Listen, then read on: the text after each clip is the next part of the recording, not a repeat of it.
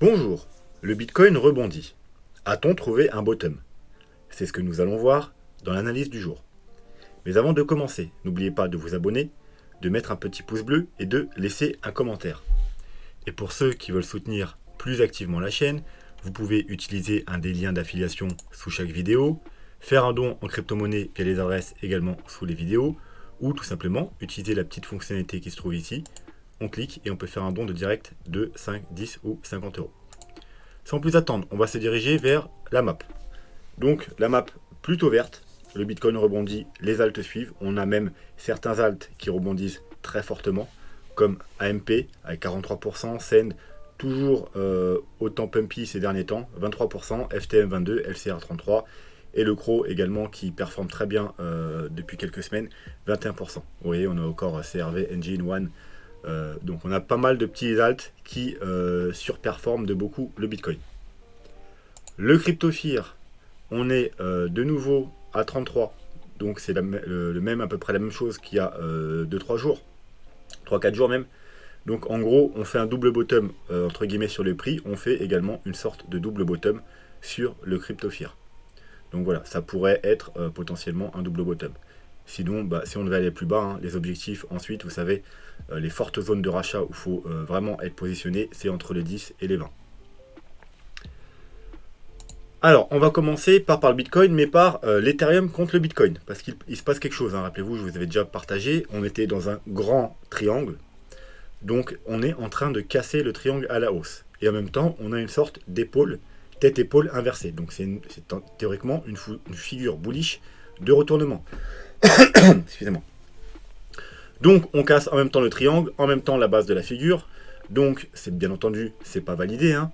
Ça peut être un fake out. Il faudra attendre au moins une bougie supplémentaire verte pour valider tout ça.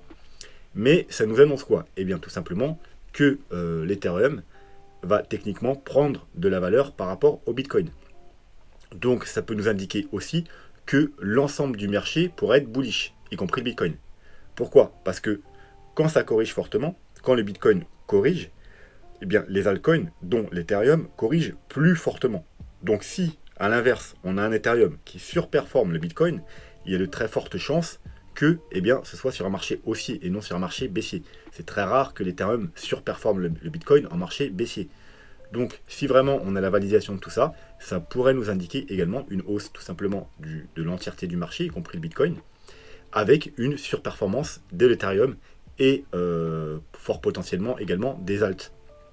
Voilà, donc ça c'est plutôt positif. Bien entendu, encore une fois, il faut attendre la validation. Et comme vous pouvez voir, si on dézoome un peu, en gros, on a... Là, c'était l'année dernière, quand on a eu la phase de up, donc la première grosse jambe du bull run jusqu'au mois de mai, avril-mai de l'année dernière. Donc l'Alterium a largement surperformé le Bitcoin. Depuis, consolidation dans une sorte de triangle, et peut-être extraction par le haut pour une nouvelle jambe haussière. Donc une nouvelle jambe du bull run, avec encore une fois les alts et l'Ethereum qui vont surperformer le Bitcoin. Voilà, donc ça nous annoncera potentiellement ça si la validation est confirmée, si la cassure est confirmée. Le Bitcoin sur les petits time frames. Donc, on a fait un bottom ici sur une zone où on l'attendait le 19 novembre. On a eu une petite correction. On a une trendline baissière qu'on est venu taper et on rechute. Et on est revenu chercher une nouvelle fois, tout simplement le même niveau des environ 55 800, même par deux fois, vous voyez, une, deux. On a des divergences en une heure, que ce soit ici, là, vous voyez, le petit, on fait un plus bas et là on fait des plus hauts, mais également dans les plus gros, dans la plus grosse distance, vous voyez, ici, là on fait un plus bas et là on fait également un plus haut. Voilà, cette divergence-là, vous la retrouverez également en 4 heures. Vous voyez que là on fait un plus bas par rapport à ici, et là on fait un plus haut. Donc divergence également 4 heures. Là, on ne l'avait pas, elle avait été annulée, rappelez-vous. Mais là, maintenant, on a une belle divergence. C'est ce qu'on attendait. Hein. On attendait une nouvelle divergence 4 heures. Là, on est en train de être stoppé par une petite trendline très court terme. Donc une touche, deux touches, trois touches, quatre touches, la mèche ici. 5, 6, 7 touches. Vous voyez. Donc là, on est en train d'être bloqué. Si on arrive à passer, eh bien, on ira probablement au moins retester cette trendline. Et ensuite, bien entendu, si on casse cette trendline ici, donc aux alentours des 58 500 $, on ira potentiellement retoucher le gros niveau de résistance autour des 60 000 $. Et ensuite, bien entendu, si jamais on devait continuer la hausse, eh bien, les zones de rechargement de short. Donc, la petite zone de rechargement de short de ce mouvement-là, donc c'est le rectangle en bas, et la grosse zone de rechargement de short de tout le mouvement baissier, donc qui se trouve ici. D'ailleurs, il faudra même que je les remette bien, parce que c'était par rapport au plus bas là, et là on a fait un léger plus bas. Bon, ça va pas changer grand chose, de quelques dollars, mais globalement je les referai pour demain. Voilà, donc ça c'est sur le court terme.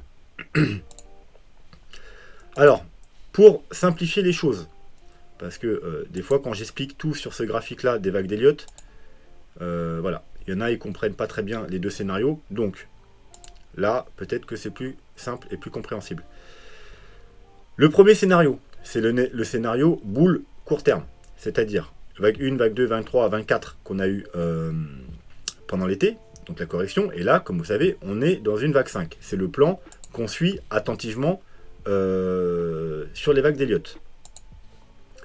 Et donc là, on serait dans les sous-vagues de la 5, et globalement, il nous reste encore une ou deux petites vagues pour terminer, il nous reste des petites sous-vagues pour terminer notre vague 5.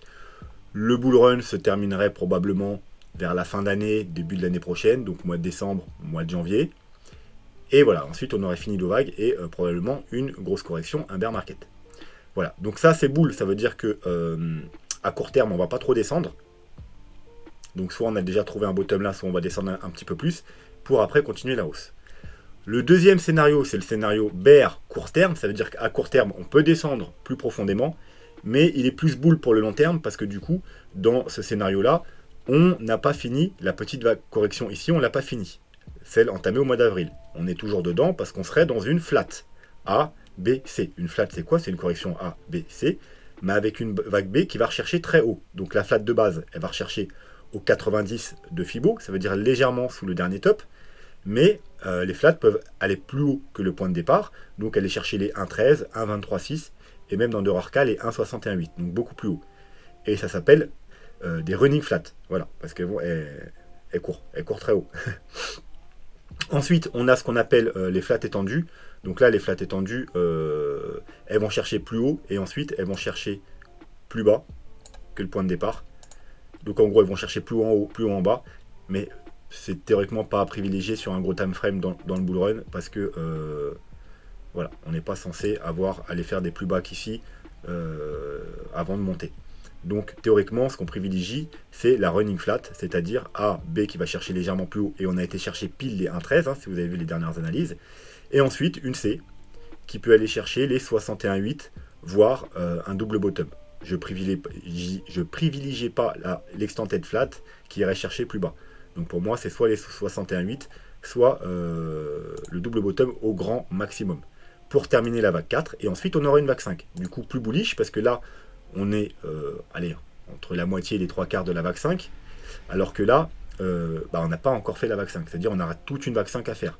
Donc effectivement, le bull run, il irait plus haut et plus longtemps. Donc là, c'est pas un bull run qui va finir en décembre-janvier, c'est un bottom qui finirait plus, peut-être, mois de mai, juin, juillet au minimum. Voilà. Et du coup, il peut aller un potentiel de hausse beaucoup plus grand. Là, je pense que si on atteint déjà le premier target, vous savez, mes targets, c'est entre 130 et 150 000 $, ce sera déjà pas mal. Ici, par contre, on peut effectivement aller chercher les targets d'après, c'est-à-dire les 250 000 à 300 000 $. Voilà, ça, c'était pour vous clarifier la situation. Donc, en ce moment, tant qu'on n'a pas cassé les 50-53 000 $, on reste, comme je vous ai dit, dans ce scénario bull court terme. Si on casse les 50 000 $, je passerai dans ce scénario-là, donc bear court terme parce qu'on ira un peu plus bas, mais encore plus bull du coup sur le moyen long terme. Donc là, on va s'intéresser à celui-là. Donc 1, 2, 3, 4, on a fini la vague 4, on est dans une vague 5, donc là c'est blanc, mais ça correspond aux vagues jaunes du précédent graphique. Donc on va zoomer un petit peu. Donc dans la vague 5, on a théoriquement fait une vague 1, une vague 2. Là, on est dans une 3. Alors, est-ce qu'on a déjà terminé la 3? La question peut se poser. Pour moi, la 3 est trop courte. Mais on a quand même atteint la première target de la vague 3. Vous voyez, mes targets de vague 3, c'est le rectangle. Donc les 1,23,6, 1,61,8 et 2,61,8 d'extension de Fibonacci. Donc, il est possible qu'on ait déjà terminé la 3 et là qu'on soit dans une 4, mais c'est pas ce que je privilégie. Moi, je privilégie plutôt que là, on a fait une sous-vague 1. On est en train de faire une vague 2 en flat, donc encore une fois une flat. Mais par contre là, cette fois-ci, c'est une flat étendue, parce que regardez, le B, il va chercher plus haut que le point de départ. Il va chercher également à nouveau les 113. Et le C, eh ben, vous voyez, on a déjà fait un plus bas. Donc c'est pas une running flat, c'est une running flat étendue en fait. Voilà. Donc on va plus bas. Et les objectifs, bien, alors là, du coup, on va passer en 4 heures. Vous savez que les objectifs, c'est pareil. De l'extended flat, c'est les 1,13 qui étaient là, les 1,23,6 qui se trouvent là, et ensuite on peut aller chercher plus bas, les 1,61,8 qui se trouvent quelque part dans le rectangle vert. Donc hier, je vous avais dit qu'il nous restait une vague baissière, tout simplement parce que là, on aurait pu penser, rappelez-vous, il y a quelques jours, on s'était dit peut-être qu'on a déjà dans cette configuration-là, mais ensuite, on doit avoir une divergence par rapport au RSI pour la vague 5. Et vous voyez que il y avait, au final, la divergence avait été annulée. Allez, je vais vous montrer quand même. Voilà, vous voyez, alors je vais mettre en rouge, qu'on a fait un plus bas. Un plus bas sur le RSI et un plus bas sur le prix. Il n'y a pas de divergence. Donc, on s'était dit que peut-être on n'a pas trouvé le bac 5. Il nous faudrait une vague supplémentaire avec une divergence. En H4, bien sûr, parce qu'on avait déjà des divergences ici sur les petits time frames. Mais nous, ce qu'on regardait, c'était le H4. Donc, on s'était dit que la vague 3 était probablement finie ici. Vous voyez, 1, 2, 3, 1, 2, 3. Et là, du coup, soit 1, 2, 3, c'est déjà fini, en double bottom. Hein, c'était notre première target que je vous avais dit hier. La première target de cette vague 5, c'est un double bottom. Parce que dans les flats, théoriquement, c'est une correction bullish. Donc, ça ne nous dérange pas d'avoir une 5 tronquée en double bottom. Et en plus, voilà, ça nous donne la target des 113. Donc, c'était notre premier objectif. Ou alors, on irait un peu plus bas. Donc, chercher alors les 1,61,8. Je ne sais plus où ils sont. Donc, on va le refaire en direct.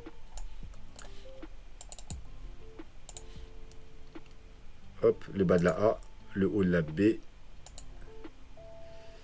Alors, j'ai du mal placer mon... Oh, c'est pas grave, on n'est pas un millimètre près. Vous voyez, globalement, 1,13, 1,23,6. Hein, vous voyez, c'est là où on est là actuellement.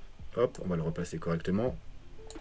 Et les 1,61,8, ah bah si on l'avait. C'est la grosse ligne jaune ici, vous voyez. Les 1,61,8, là, ils sont cachés. Hop, ils sont là. Voilà. Donc, je l'ai déjà. Donc, on pourrait aller rechercher même jusqu'ici. Voilà, ça veut dire les 51 000 $ pour finir la vague 5. Mais on pourrait s'arrêter un peu avant et ne s'arrêter sur des fibos intermédiaires, pas privilégiés. Hein. Il y a d'autres fibos intermédiaires, c'est juste qu'ils ne sont pas privilégiés. En général, c'est les 1,13, 1,23,6, 1,61,8. Mais bien entendu, il y a des fibos intermédiaires. En plus, ils seraient dans le rectangle. Le rectangle vert, c'est quoi ici? C'est tout simplement, comme je vous ai dit, moi je pense qu'on est dans une vague 1, 2.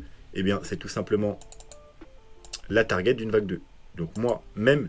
quand on finit ici, moi, je vais toujours au point le plus haut pour faire mes projections.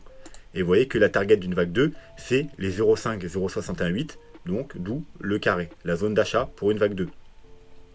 Donc voilà, et notre ligne jaune se situe parfaitement, quasiment au 61,8 de Fibo. Donc, objectif très pertinent.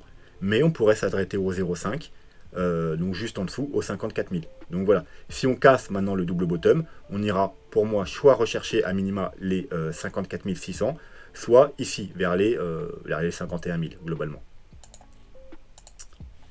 Voilà. Mais on pourrait déjà avoir trouvé, hein, comme je vous dis, hein, comme je vous ai dit hier, on cherchait le double bottom, la première target, on pourrait déjà avoir trouvé là. Donc théoriquement, vous avez dû, ceux qui veulent tenter, surtout les traders, tenter des achats ici. Parce que je vous avais dit qu'en plus, il nous fallait une divergence. Et là, vous voyez bien que, contrairement à la dernière fois, on fait un double bottom, on va même légèrement plus bas avec la mèche. Hein. Alors, bien entendu, les divergences, normalement, on prend en compte les clôtures. Mais globalement, bah, double bottom. Hein.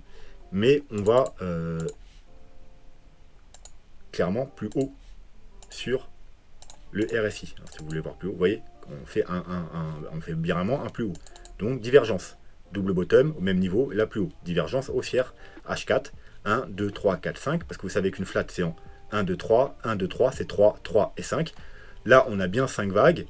On a bien une divergence sur la vague 5. Donc, on est potentiellement terminé cette vague C et potentiellement on va aller en haut. Je dis potentiellement parce que, vous voyez là, 1, 2, 3, on pourrait faire une 2, remonter un peu et ensuite, comme je vous ai dit, aller un peu plus bas.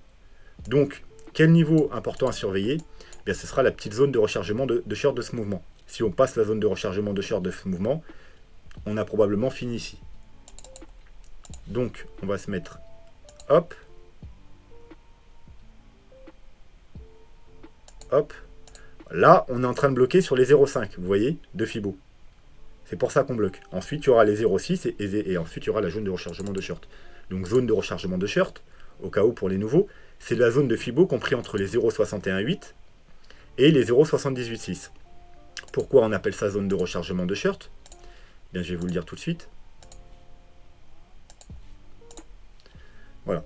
Donc si on casse ces niveaux, hein, les 58 400, 59 000, il y a de fortes chances qu'on ait trouvé un bottom ici. Donc, pourquoi zone de rechargement de short? Tout simplement parce que les gens qui ont shorté ici, ils vont défendre leur position ici. Voilà. Ou recharger, même rajouter à leur short. Voir ceux qui ont loupé le short ici, ils vont tenter des shorts ici. Grosso modo, c'est la dernière ligne de défense des bears. Voilà. En général, la plupart du temps, à part qu'on est dans des corrections en flat, quand on casse la zone de rechargement de short, le rebond est terminé et on va faire des nouveaux plus hauts. Que ce soit sur un petit time frame ici ou sur un plus gros time frame comme ici, vous voyez, pareil. Là, si on casse les zones de rechargement de short, il y a fort à parier que le rebond ne sera plus un simple rebond, mais une reprise de la tendance haussière et qu'on ira faire des nouveaux plus hauts, aller chercher les 70, 75 000, 80 000 dollars et plus. Donc voilà, ça c'est pour le Bitcoin. L'Ethereum rapidement. On avait vu le gros niveau d'achat qu'on a été chercher il y a quelques jours. Hier, petite correction, on n'a pas été le rechercher. Hein. Bitcoin a fait un double bottom. L'Ethereum, non. L'Ethereum est un peu plus bullish. Une petite trendline baissière. Hein. Tout ça, je l'ai partagé hein, sur Twitter. D'ailleurs, le trade, parce que moi j'ai pris le trade ici, hein, bien entendu. J'ai pris le trade, comme je vous avais dit, le premier target double bottom. Donc moi, une fois que la structure s'est dessinée et que j'ai vu qu'on tenait la ligne rose, j'ai pris un trade sur la ligne rose. Hein, donc à peu près aux 56 000, je crois. Et là, du coup, vu qu'on a atteint la première petite résistance, j'ai pris un petit take profit de sécurité. Voilà, juste voilà. Ensuite, je reprendrai un petit ici, un peu plus conséquent ici, et ensuite, bon, je laisserai couler, on verra ça plus tard. Donc, le trade, hop, il est là, sur Binance, Enterprise 56 104, et quand j'ai fait la photo, on était au 57 000, hein, bon, le VRH50, hein, normal, vu qu'il y a un stop totalement ridicule, hein, donc 122% déjà de gain. J'ai pris également un trade sur l'Ethereum, mais là je ne peux pas partager parce que c'est tout simplement sur Kraken. Et il n'y a pas la possibilité de partager les trades sur Kraken. Donc voilà, tout ça en général, quand on atteint des zones intéressantes, je le partage sur Twitter. Hein, il y a toujours tous les suivis, les suivis sur Twitter. Quand je cherche des bottoms, des zones d'achat, je partage tout sur Twitter. Donc n'hésitez pas à aller me suivre sur Twitter. Donc l'Ethereum, eh bien... il va suivre le Bitcoin. Hein. Donc là, l'Ethereum, vous voyez qu'on avait une petite zone de résistance. Bon, on est en train de la casser, hein, mais vous voyez là, comme on l'a cassé, on est reparti à la baisse. Donc c'est pas non plus la résistance du siècle. Hein. C'est une résistance H1. Donc on pourrait même peut-être la monter comme ça. Vous voyez, voilà, elle est peut-être encore plus pertinente comme ça. Ça devait être une H4 que j'avais dessinée, mais en H1, elle est plus pertinente comme ça. Vous voyez, là on bloque, là on bloque, là on bloque, là on bloque. Là on a fait support, là on bloque, et là on est en train de la casser. Donc si on devait continuer... on peut peut-être passer en H4, voilà. Ça nous fait un joli W également. Donc voilà, donc là il y a possibilité que si on arrive à maintenir cette zone, que cette bougie là, la prochaine bougie 4 heures, elle ne revienne pas en bas et qu'elle est valide, eh bien on continue à monter, pourquoi pas, pour aller rechercher la zone de rechargement de short. Alors je vais vérifier du coup si j'ai pas fait de bêtises. Hop. Non, voilà, parfaitement placé entre les 0,618 et les 0,786. Donc voilà, donc il faudra s'attendre. Alors déjà, vous voyez ici, c'est pas pour rien qu'on a bloqué ici, on a bloqué au 0,5. Donc il faudra faire attention si on ne fait pas un double top ici, au 4400, mais si on passe cette zone, on ira rechercher les 4520 au 4600. Et bien entendu, si on passe cette zone, on ira probablement se diriger vers les 5000, les 6000 $. On m'a demandé ONG, donc c'est quoi ONG? C'est tout simplement les gaz d'ontologie, un peu comme les néogaz. Donc, on a une très belle structure en rounding bottom. C'est quoi? C'est un bottom arrondi. C'est très joli en général ces structures. Vous pouvez appeler ça une tasse, si vous voulez. En quelque sorte, là, on a fait une sorte de anse. Vous voyez qu'ici, on a une zone de support, résistance, résistance, résistance. On casse, magnifique pullback, et on repart à la hausse. On a également là une ligne de résistance, c'était la base de cette bougie-là. Mais vous voyez que là, on s'est stoppé là, on s'est stoppé, on s'est stoppé. Là, on la travaille. Donc, grosso modo, si on arrive à tenir, là, on est un peu légèrement en dessous, au-dessus de cette ligne, si on arrive à faire des clôtures au-dessus de ce niveau, donc des 1,15, eh bien, on ira probablement continuer à la hausse. Si on va dans le petit time frame, vous voyez qu'on a, une sorte de, également, petit triangle. Donc, si on arrive à rester au-dessus de cette ligne jaune, et en même temps, du coup, pour valider, parce que vous voyez là, on a travaillé, on a travaillé, on a travaillé, donc ça suffit pas qu'on passe au-dessus.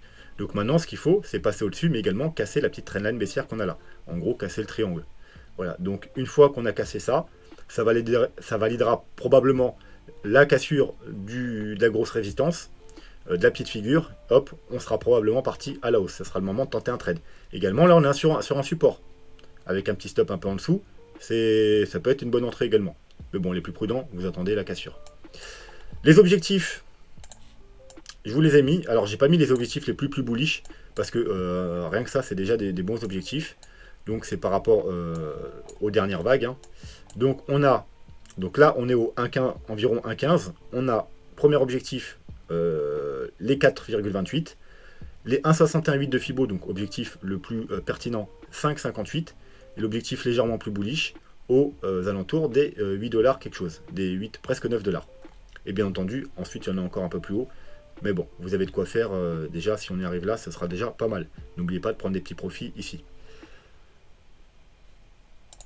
Et on peut voir aussi également que on a également une trendline sur le RSI depuis tout ce mouvement-là.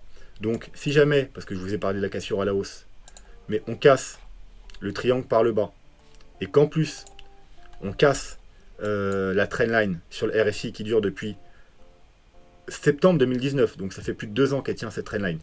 Voilà, donc c'est le mouvement long terme de cet altcoin. Donc si on casse le triangle là et qu'on valide la cassure en weekly de cette trendline là, je vous dirais qu'une chose, fuyez pauvre fou. Hein, parce que bon, il y a des chances que ça fasse mal. Voilà. Ensuite, on m'a demandé également Send. Donc Send. Que vous dire à part bah voilà, il n'y a rien à faire maintenant, c'est trop tard, vous avez loupé le mouvement si vous n'êtes pas dedans, donc les mecs, faut vous réveiller un petit peu. C'est pas quand un truc qui prend 4000 ou 1% en un mois ou je sais pas quoi qu'il faut demander si faut l'acheter ou pas. Bien sûr qu'il peut monter, il peut monter encore très haut, mais là vous n'aurez pas de point d'entrée intéressant, c'est du qui tout double. Soit vous étiez avant, soit maintenant c'est trop tard. Donc ça fait partie des métaverses. Il y a depuis un mois, on en parle beaucoup. Donc voilà, fallait vous placer à ce moment-là dans tous les systèmes métaverses pour et puis il y en a beaucoup qu'on pump. Hein. C'est pas le seul, hein, c'est pas le seul. Donc voilà, maintenant c'est trop tard pour vous placer maintenant. Voilà, ou alors vous pouvez, mais c'est trop risqué. Moi je le ferai pas par exemple. Bon, par exemple, je suis pas placé pour Send, et ben je me place pas, tant pis. Hein, il y a plein d'autres altcoins avec des possibilités. Donc potentiellement, on est dans une vague 1, 2. Alors oui, par contre, lui, il n'a pas un cycle comme les autres. Donc je suis pas sûr parce que j'ai pas plus d'historique. J'ai testé 5 plateformes. Et malheureusement, Poloniex, c'est la plateforme que j'ai trouvée avec le plus d'historique. Alors, est-ce qu'il a été créé là, ou est-ce qu'il y a d'autres plateformes avec d'autres historiques? Moi, je fais avec ce que j'ai, donc j'ai Poloniex.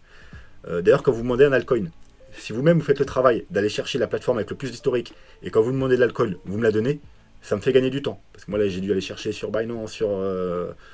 j'en sais rien, Kraken, Bitfinex, hein, j'ai en ai fait 4 ou 5 des plateformes. C'était la plateforme avec le plus d'historique, donc j'ai pris celle-là. Bref, d'après cet historique-là, j'ai une vague 1, une vague 2, et là on est dans une vague 3. Vous voyez, alors que sur le Bitcoin, on est dans une vague 5, et sur les altcoins aussi. Lui, alors c'est normal du coup s'il est plus récent. Mais voilà, je vois une vague 1, une vague 2, là une vague 3. Vous voyez, on fait bien un plus haut par rapport à peut-être en weekly, ça se voit encore mieux. Voilà, clairement en weekly, hein, une vague 1, une vague 2, une vague 3. Avec la vague 3 qui va plus haut que la vague 1. Donc on va repasser comme ça, peut-être un peu plus petit time frame. Dans la vague 3, on a des sous-vagues. Donc on a une vague 1, une vague 2 et une vague 3. En bleu. Une vague 1, une vague 2, une vague 3. Théoriquement, on n'a pas terminé la vague 3. On est peut-être même, si vous voulez aller au sous-sous-vague, on a probablement faire une vague 1, une vague 2, une vague potentiellement. Alors on va se la mettre en une autre couleur. Allez, on va se la mettre en violet. Vous voyez? Alors 1, 2, 3, 4, 5. Alors tout dépend. Parce que là, il ne faudrait pas aller plus haut. Sinon, on serait toujours dans la vague 3. Dans la sous-vague 3. La sous-sous-vague 3. Voilà. pour après trouver là-haut. Parce que là, pour l'instant, vous voyez, pour l'instant, on diverge. Alors, si on commence à baisser à partir de maintenant, c'est bon, on va diverger. Vous voyez, là, on est plus haut. Et là, on est plus bas, alors qu'on a fait un plus haut sur le prix. Donc, ça validera comme ça. 3, 4 et 5. Et du coup, alors, là où ça va s'arrêter. Et du coup, on validera le haut de la 3. Et ensuite, on va descendre dans une correction de 4. Mais sinon, si on continue à monter et que ça annule la divergence, eh bien, probablement, on n'a pas encore fini la 3, et du coup, la 4, tout simplement, elle va aller un peu plus haut. Et pour l'instant, on met ça comme ça.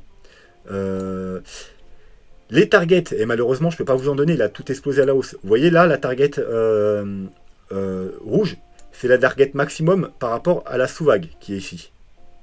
Et les targets par rapport à la grande vague, donc pour finaliser la 3, on les a déjà explosés tout à la hausse. Il n'y a plus de target, même pour la grande 3 là. Vous voyez la 3 que j'ai mis là, il n'y a plus de target déjà, on les a explosés à la hausse. Et pour les sous-vagues, pour la 3 là, ben là c'est la target maximum qu'on est en train d'exploser. Donc je peux plus, je vous ai mis ça voilà, pour vous montrer, mais je ne peux plus vous donner de target, il n'y a plus de target. Donc maintenant, voilà, il faudra vous fixer des chiffres ronds.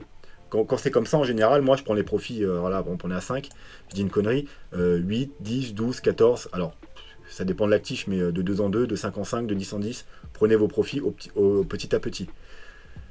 Ou alors, il faudra faire des targets avec les sous-vagues. Voilà, une fois qu'on aura trouvé, là, mettons, on trouve une 3 ici, une 4, et bien une fois qu'on aura cette vague-là, on pourra faire des targets pour les prochaines vagues. Mais pour l'instant, là, j'ai plus de target à vous donner. Donc, au cas où, alors mais c'est bien au cas où, hein, au cas où, là, on aurait déjà terminé une vague 4. C'est possible. Eh bien, une vague 3, excusez-moi, on aurait une vague 4, et là, je vous ai donné les targets de la vague 4, bah, c'est le rectangle. Voilà, rectangle vert. Et bien entendu, on a une petite trendline haussière, une touche, deux touches. Et bien, si on revient sur cette trendline, ce sera un bon niveau pour faire des achats. Voilà, si on a une 4 un peu plus profonde, ou si par exemple la 4 se prolonge un peu, et que du coup, vous voyez, ça nous fait ça. Bref, si on va dans cette zone ou dans la trendline, c'est le moment de faire des achats, mais pas maintenant. Alors après, comme je vous ai dit, je ne sais pas si on a fini là ou pas, donc il faudra me le redemander. Dès que vous voyez des bougies rouges sur Send, ceux qui suivent le Send, demandez-moi. Demandez-moi et je le réanalyserai en priorité. Et là, du coup, on verra si on a bien fini la 4 ou si on est dans des sous-vagues encore, grâce aux divergences, etc. Et du coup, si on a bien fini la 3 là, ben, je vous donnerai la zone de rachat pour la 4 pour finir la 5. Après, si vous voulez être plus prudent, vous attendez le haut de la grande 3 pour avoir une plus grosse 4. Parce qu'il y aura encore ça derrière. Hein. Ça peut aller très très haut, hein, cette histoire.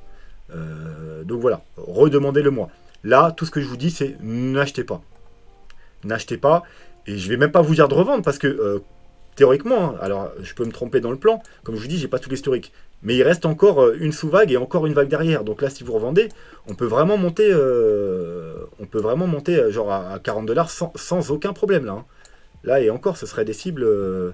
Ouais, mettons, on fait une 3 par ici. Voilà, je vais vous faire, là, c'est vraiment à vue d'œil. Hein. Hop, du coup, on va faire les targets. Ok, excusez-moi. Hop, à la hausse. Alors, vu comme un pump et qui dépasse à chaque fois les targets, on va pas prendre les minimums. Hein. Donc, vous voyez, un minimum, c'est 20$, mais c'est vraiment la minimum. De base, c'est 25$. Mais s'il nous fait des belles hausses comme précédemment, il va aller au minima chercher ici, voire les dépasser. Parce que vous voyez, là, il a dépassé ces targets-là. Donc, il peut même dépasser sans problème les 48 et les 55$. Si, bien entendu, la vague 5 est aussi bullish que la vague 3. Sinon, eh bien, si vous voulez des targets raisonnables, si vous dites, bon, sur la vague 5, il va se calmer, il a bien pump à la vague 3, il va se calmer, bon, bah, ça reste quand même des targets ici. Hein. Les très raisonnables. Et là, c'est bullish, mais raisonnable également. Donc voilà, avec pour target principal, en gros, les 25$. Les 24-25$. Donc voilà, très intéressant, mais malheureusement, c'est pas le bon moment pour faire des achats. Vous pouvez prendre, si vous vraiment vous êtes entré de bonne heure, bien entendu, vous pouvez commencer à prendre des petits profits. Hein, si vous êtes rentré, voilà, même ici, hein, dans les centimes. Là, il était à 3 centimes. Même pas 3 centimes. S'il était à 3 centimes, là, il était à 15 centimes. Bien entendu, si vous êtes rentré là, vous pouvez déjà prendre des petits profits. Mais vendez pas tout, parce que vraiment, théoriquement, d'après le graphique, il y a encore pas mal de hausses à venir. Voilà. Mais c'est pas non plus le moment d'acheter. Attendez des bougies rouges. Quand vous voyez des belles bougies rouges, Petit commentaire, Talak, une petite update sur Send, et puis on verra ce qu'on peut faire, les niveaux d'achat. Voilà, on va s'arrêter là pour aujourd'hui. J'espère que ça vous a plu. N'hésitez pas à me demander vos altcoins préférés en commentaire. Alors, on m'a demandé beaucoup hier, hein, désolé, du coup, j'ai pas pu tous les faire, mais on verra ça dans la semaine. Si un jour se passe rien sur le Bitcoin, je ferai peut-être 4 ou 5 d'un coup. Voilà, sinon je me limite à deux trois. Sur ce, je vous souhaite une très bonne fin de soirée et je vous dis à demain. Tchuss.